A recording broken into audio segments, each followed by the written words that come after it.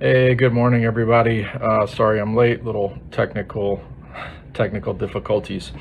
So today, I wanted to chat with you briefly. I know Carrie had put out that I was going to be chatting today about how to capture more leads, and that's exactly what I wanted to talk about. So none of this that I'm going to talk about today is anything that should be new, especially if you've read. I shouldn't call it the red book, but I'll call it the red book. But if you've read this book, there are things within that book that I'm going to talk about today, and I think it's something that we miss a lot in lead generation. I talk about this a lot in my coaching program to my group coaching clients. That lead generation obviously is the lifeblood of our business, right? We're not in the real estate business necessarily. We're in the lead generation business, right? And that comes directly from Shift. So if you think about it, every single business that you can think of really has a lead generation component behind it, right?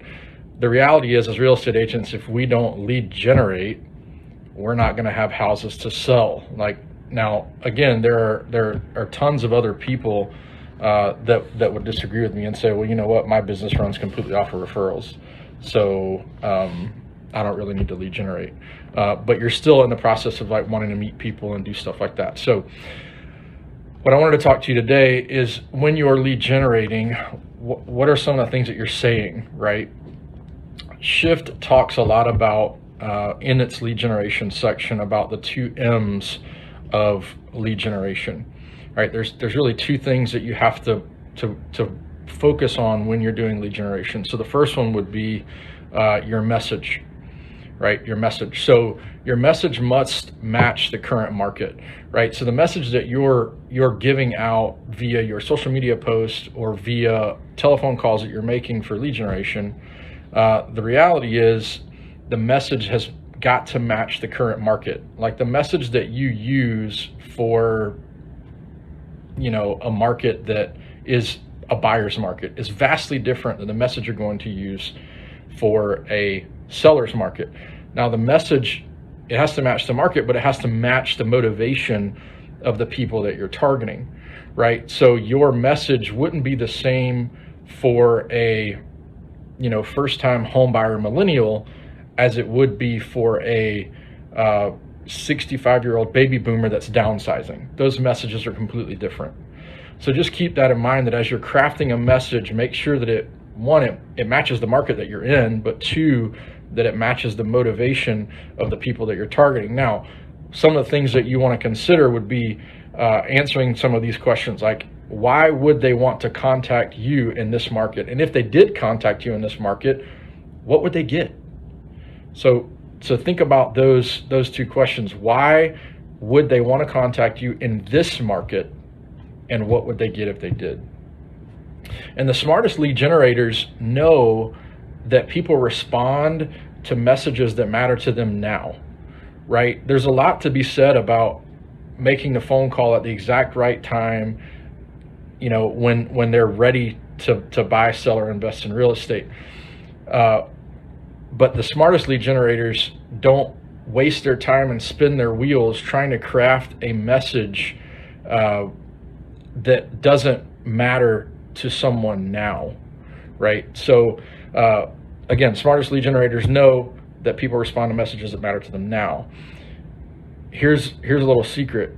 Personal branding alone is not going to get you where you want to be. You have to have a message that is going to be of direct benefit to the person that you're trying to reach.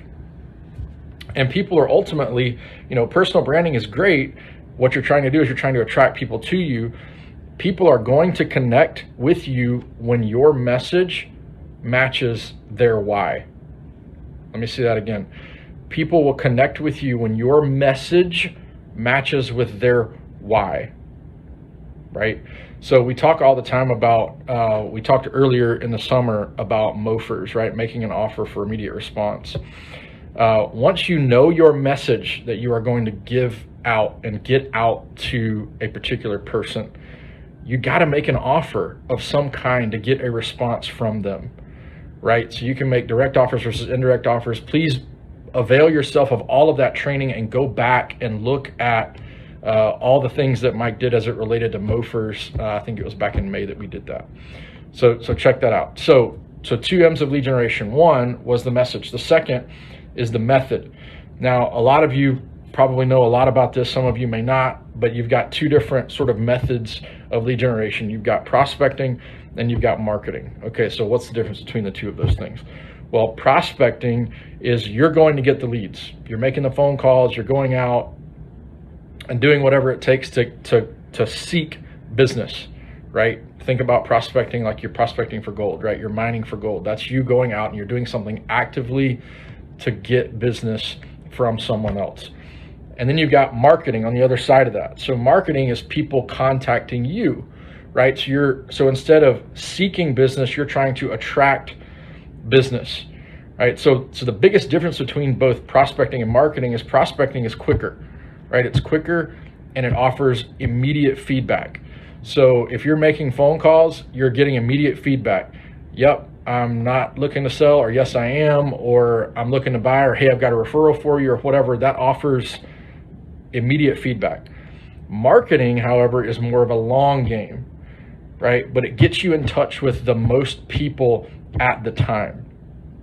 All right, so the question that I get a lot, especially in my coaching program, well, Wesley, what should I focus on? Should I focus on prospecting or should I focus on marketing? Well, the answer let me go back. That's not a great question to ask. The question that you need to ask is not which one am I going to do? Not am I going to do prospecting or am I going to do marketing? It's which method you're going to do first, right? Which method am I going to do first? Am I going to market or am I going to prospect? All right, so am I going for an immediate return or am I playing the long game? So again, the question is not to ask, well, which am I going to do? It's which I'm going to do first. And the answer to which you're going to do first is pretty simple. You're going to do the method that's going to generate you the most amount of leads in the shortest amount of time for the least amount of effort or money involved. So let me say that again. The methods that will generate the most leads in the shortest amount of time for the least amount of effort or money involved. Now, a lot of people are going to ask me, well, where do I start? What's a great way to start prospecting? What's a great way to start marketing?